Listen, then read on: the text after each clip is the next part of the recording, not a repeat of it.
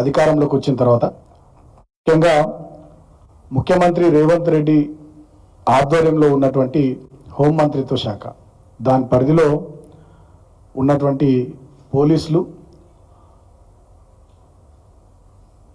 మొత్తంగా కాంగ్రెస్ పార్టీకి అనుకూలంగా మారిపోయి, నేను అందరు పోలీసులను అంటలేను, కొంతమందిని అంటున్నా, అత్యుత్సాహం ప్రదర్శిస్తూ స్వామి భక్తి ప్రదర్శిస్తూ కాంగ్రెస్ పార్టీ పెద్దలకు, ఈ ముఖ్యమంత్రికి, కాంగ్రెస్ పార్టీ మంత్రులకు, ఎమ్మెల్యేలకు ఊడిగం చేస్తున్నారు. దానికి చాలా సంఘటనలు ఈ 10 నెలల కాంగ్రెస్ పార్టీ పాలనలో నిదర్శనాలుగా తెలంగాణ ప్రజల ముందు, దేశం ముందు ఉన్నాయి. గతంలో ఖమ్మంలో వరదలు వస్తే మా మాజీ మంత్రుల బృందం పెద్దలు కేసీఆర్ గారి ఆదేశం మేరకు మా హరీష్ రావు గారు, అదేవిధంగా మా జగదీశ్వర్ రెడ్డి గారు, సబితా ఇంద్రారెడ్డి గారు, పువ్వాడ అజయ్ గారు, వీరు అందరూ కూడా పర్యటనకు పోతే అక్కడ వాళ్ళ మీద పోలీసుల సమక్షంలోనే దాడి జరిగినటువంటి విషయాన్ని గుర్తిస్తూ ఉన్నాం.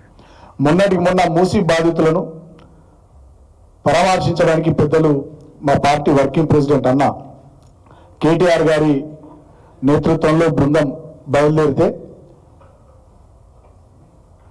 పోలీసుల సమక్షంలోనే మా వర్కింగ్ ప్రెసిడెంట్ గారు కేటీఆర్ గారి కాన్వాయ్ మీద, కారు మీద కాంగ్రెస్ పార్టీ వాళ్ళు ఎట్లా దాడి చేసారో ప్రపంచం చూసింది. అదే కాకుండా చాలా చోట్ల తెలంగాణ వ్యాప్తంగా మా కార్యకర్తల మీద, నాయకుల మీద అక్రమ కేసులు కానీ, వేధింపులు కానీ, అదేవిధంగా కాంగ్రెస్ పార్టీ నాయకులు పోలీసుల ప్రోత్సాహంతో చేస్తున్నటువంటి దాడులు కానీ, ఇవన్నీ కూడా తెలంగాణ ప్రజల కళ్ళ ముందర ఉన్నాయి. అంతేకాకుండా సోషల్ మీడియాలో తెలంగాణ ప్రభుత్వం చేస్తున్నటువంటి కొన్ని తప్పుడు నిర్ణయాలను సోషల్ మీడియా వేదికగా ప్రజల దృష్టికి తీసుకొస్తే అక్రమంగా కేసులు పెడుతున్నటువంటి తీరు. అదే కాంగ్రెస్ పార్టీ వాళ్ళకి సంబంధించి మాత్రం పోలీసులు వాళ్ళ మీద కేసులు ఉన్నాయి, వాళ్ళ మీద బెదిరింపు చర్యలు ఉన్నాయి, వాళ్ళకు సంబంధించి ఏ చట్టం లేదు, ఏ రూల్ ఆఫ్ లా లేదు. కానీ బీఆర్ఎస్ పార్టీ వాళ్ళకు మాత్రం అన్నీ వర్తిస్తాయన్నట్టుగా చాలా అతిగా కొంతమంది పోలీసులు ప్రవర్తిస్తూ ఉన్నారు. దానికి ప్రధానమైనటువంటి సంఘటనలు మనందరి కళ్ళ ముందర ఉన్నాయి. ఇవాళ ఇంకో సంఘటన ఈ మీడియా ద్వారా తెలంగాణ ప్రజల దృష్టికి నేను తీసుకొస్తా ఉన్నా. గతంలో నేను చెన్నూరు నుంచి ఎమ్మెల్యేగా బీఆర్ఎస్ పార్టీ తరఫున ప్రాతినిధ్యం వహించినటువంటి సందర్భంలో ఆనాడు కాంగ్రెస్ పార్టీ నుంచి, అంటే అంతకుముందు ఆయన భారతీయ జనతా పార్టీలో ఉండే, సడన్గా ఎన్నికల ముందే కాంగ్రెస్ పార్టీలోకి వచ్చినటువంటి వివేక్ గారు ఆనాడు కాంగ్రెస్ పార్టీ అభ్యర్థిగా నా మీద పోటీ చేయడం జరిగింది. ప్రస్తుతానికి కూడా ఆయన ఇప్పుడు కూడా కాంగ్రెస్ పార్టీలోనే ఉన్నాడు. ఇప్పటికైతే కాంగ్రెస్ పార్టీలోనే వివేక్ గారు ఉన్నారు.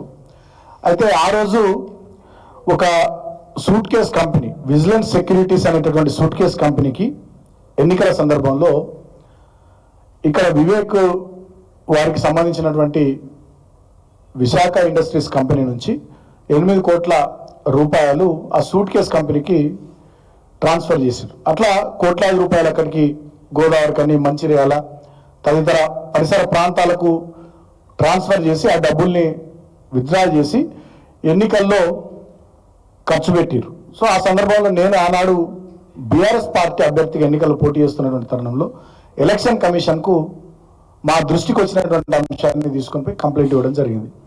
సో ఎన్నికల కమిషన్కి ఇవ్వడమే కాకుండా ఆనాడు ఇన్కమ్ ట్యాక్స్ డిపార్ట్మెంట్కి, అదేవిధంగా ఎన్ఫోర్స్మెంట్ డైరెక్టరేట్ డిపార్ట్మెంట్కి అందరు కూడా కాపీలు పంపించడం జరిగింది. ఆనాడు ఉన్నటువంటి ఎలక్షన్ కమిషన్ కూడా, పోలీస్ డిపార్ట్మెంట్ కూడా ఇది కోట్లాది రూపాయల డబ్బులతో ముడిపడి ఉన్నటువంటి అంశం కాబట్టి ఇన్కమ్ ట్యాక్స్ డిపార్ట్మెంట్కు, ఎన్ఫోర్స్మెంట్ డైరెక్టరేట్కు వాళ్ళు కూడా లేఖలు రాయడం జరిగింది. సో దానికి సంబంధించి నవంబర్ 2023 22వ తేదీ నాడు ఎన్ఫోర్స్మెంట్ డైరెక్టరేట్ వాళ్ళు వివేక్ గారికి సంబంధించినటువంటి మంచిర్యాలలో ఆయన నివాసం ఉండే హైటెక్ సిటీలో, అదేవిధంగా రామగుండం ఏదైతే ఈ విజిలెన్స్ సెక్యూరిటీస్ అనే bogus company, suit case company కార్యాలయం అని చెప్పి అడ్రస్ చెప్పారో వాటి మీద కూడా, అదేవిధంగా హైదరాబాద్లో కూడా కొన్ని చోట్ల రైడ్ చేసి వాళ్ళొక అఫీషియల్ ప్రెస్ స్టేట్మెంట్ రిలీజ్ చేశారు.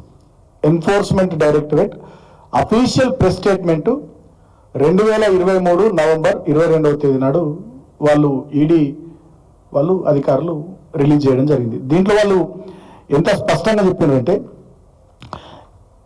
ఇది ఇంగ్లీష్లో ఉంది ప్రెస్ రిలీజు, నేను మన ప్రజలందరికీ అర్థం కావాలని చెప్పి తెలుగులో చదువుతున్నాను. దీన్ని